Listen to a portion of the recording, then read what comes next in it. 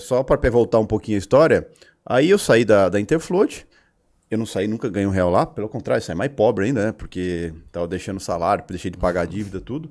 Mas eu saí com a coisa mais importante que eu poderia ter. Eu sabia o que um profissional fazia. Dali pra frente era só continuar estudando e continuar indo pra aquela linha. E você sabia onde você ia poder buscar mais conteúdo? Porque até então você só buscava ali, né, cara? Então, e ali não tinha muito. Tinha ali e depois não tinha fora. Ainda mais do jeito que eles faziam. Aí, eu como esse senhorzinho que ficava lá no meio, ele falou assim, cara, isso aqui é muito usado nos Estados Unidos. Aí eu comecei a pesquisar em fóruns americanos sobre tape reading, leitura de fluxo, sobre cenário, contexto, tudo. Então, eu passei um período... Você achou sua fonte de conteúdo. Exatamente. Você começou a fazer o trampo que o velhinho fazia, né? Que é o de ler esse mercado. Ler notícia, entendeu? O que movimentava o mercado. Ali dentro eu aprendi bastante sobre leitura de fluxo, porque no último mês e meio, fiquei bem próximo dos caras, então os caras entregaram muita coisa, me ensinaram muita coisa, me mostraram muita coisa. Então, eu saí com uma bagagem ali que eu poderia digerir ela ao longo dos próximos meses. Mas nesse meio tempo ia começar a faltar coisa. E aí eu comecei a estudar fóruns americanos, ler sobre tape reading, enfim, comecei a procurar bastante conteúdo em cima disso e comecei a vivenciar o mercado, mesmo que pequenininho, né? E porque eu já não tinha 18 pau mais para pagar, não estava mais gastando aqueles 18 pau pagando ali. Então, parte desse dinheiro que eu comecei a fazer, comecei a colocar no mercado para ir trabalhando, para ir vivenciando aquilo, né? Então, de 2012 até 2013, né, eu fui escalando. Detalhe, em 2012, quando eu saí de lá da República, eu ainda estava fudido porque eu estava pagando eles lá, eu tinha dia que eu não tinha o que comer, né? E tinha um cara que morava lá, na República, que ele era da Bahia, e era um cara que todo mundo odiava, cara. Porque o cara era grosso com todo mundo e tal. E então à noite ficava só ele sozinho fazendo a comida dele e tal. E eu sempre fui o cara que, puta, eu sou um cara que falo com todo mundo, falo com o meu porteiro, falo com o empregado, pra mim não tem distinção de pessoas. Então, puta, passava lá, cumprimentava ele, pô, e aí fazendo uma comida e tal, e tudo. E ele, cara, aí é Deus, eu acredito muito em Deus, confio muito em Deus. E, cara, os piores dias que eu tava mais com fome, que eu não tinha o que comer e tal, esse cara ia lá na minha porta e batia lá, tô fazendo uma comida lá, vamos lá comer com a gente lá, né? E é o cara que várias vezes, assim, me evitou de ficar 2, 3 dias sem comer. Então, eu falo que é um anjo. Porque depois, cara, depois de muito tempo eu voltei lá pra ver se esse cara tava lá, que ia ajudar ele, mas, cara, ninguém sabia o paradeiro dele mais. Mas foi um cara importante pra mim. Mas você já ficou 24 horas sem já cheguei, cara, só na água mesmo. Porque eu não tinha um centavo, cara. No final de semana que você não... Geralmente era final de semana que eu me fudia, assim, porque não tinha cliente, não tinha cliente para pegar uma bolachinha, comer alguma coisa, não tinha um escritório para ir também. Então, final de semana eu ficava sem comer nada. E esse cara era o anjo que vinha e batia na minha porta e falou, tô fazendo uma comida, vamos lá comer lá. Mas eu acredito nisso. Eu acredito também. Eu acredito mesmo. Sei lá, se é uma energia. Porque depois eu voltei lá, o cara não tava mais lá, cara. Ele ficou enquanto você precisou, né? É impressionante. Impressionante. E aí depois do tempo foi passando, aí eu comecei aí sim, eu já estava começando a ganhar dinheiro no mercado. De 2012 até o setembro de 2012 ali, no finalzinho quase para 2013.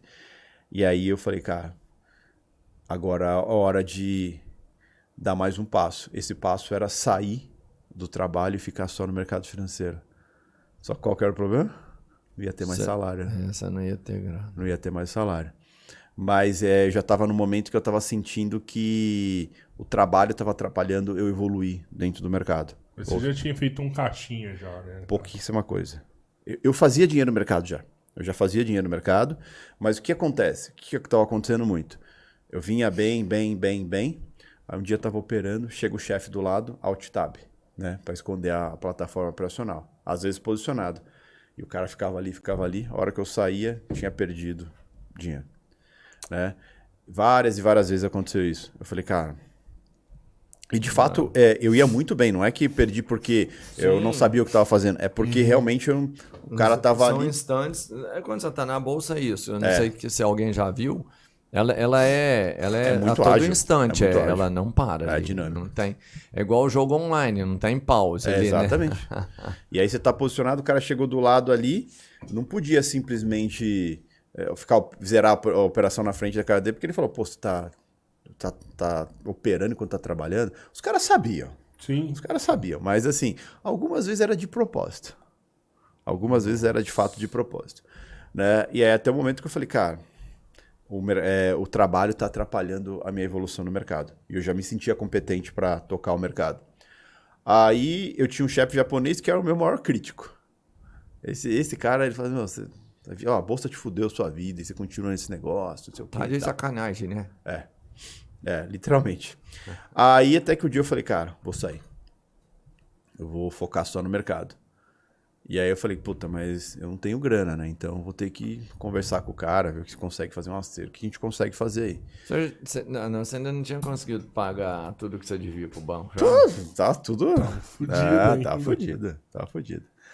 Aí eu sentei com ele e falei, cara, preciso da sua ajuda, preciso sair, mas eu preciso pegar um acerto, uma grana aí, porque eu vou focar só no mercado financeiro.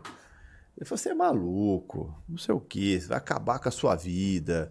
Olha que merda já aconteceu na sua vida. Aí, ó, aqui não tem um carro, mora numa república e o que você tá pensando, não sei o que e tal. Eu falei, cara, eu não vim pedir sua opinião, eu vim pedir sua ajuda. Né? A decisão tá tomada, eu só quero ver se você faz um acerto comigo, me ajuda aí e tal. Aí ele falou assim, cara, eu vou fazer, mas eu tenho certeza que daqui 3 meses você tá aqui de volta pedindo emprego pra mim. Não, ainda te jogou uma praga. Praga, assim, né? É uma porta aberta, mas... Mas, assim, é como se assim, cara, você não vai convencer. Aceita que você é um derrotado aí. Basicamente isso. Eu falei assim, então você pode continuar sua cadeira sentado aí esperando. Era sendo derrotado, né? Porque assim, ele tinha um emprego, um bom salário. Não, é um emprego do caramba. Era não ter o sonho, né? Era desistir do sonho. Essa é a visão. E aí... Que é o que as pessoas geralmente fazem, né?